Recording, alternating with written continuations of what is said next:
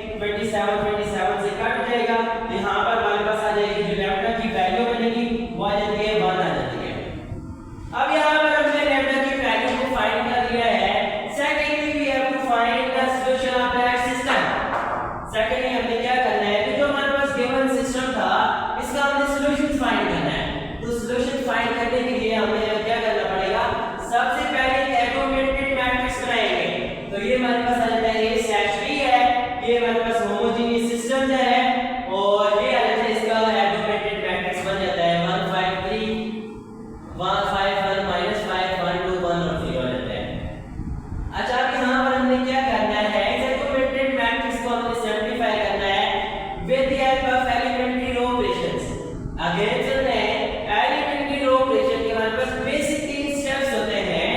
Step number 1 ये है, हम क्या करते हैं किसी भी रो या किसी भी कॉलम को हम इंटरचेंज कर सकते हैं, यानी कि आपस में उनका तबादला कर सकते हैं। स्टेप नंबर 2 ये कह रहा था हम क्या करें किसी भी कॉलम या किसी भी रो को एक नॉन जीरो स्केलर के साथ मल्टीप्लाई भी कर सकते हैं। और स्टेप नंबर 3 ये है कि हम कोई सी भी दो रो या कोई सी भी दो कॉलम को आपस में ऐड या सब्ट्रैक्ट कर सकते हैं। अब हमने क्या करना है कि इस सिस्टम को हमने क्या करना है, इसको हमने कन्वर्ट करना है इस एगुमेंटेड मैट्रिक्स को इचेलॉन फॉर्म के अंदर। इचेलॉन फॉर्म क्या होता है कि हमारे पास जो नंबर ऑफ जीरो है वो रो बाय रो इंक्रीज होने चाहिए। अब यहाँ पर देखिए हमारे पास टारगेट ये है कि डायगोनल के नीचे नीचे इन 3 एलिमेंट को हमने जीरो बनाना है।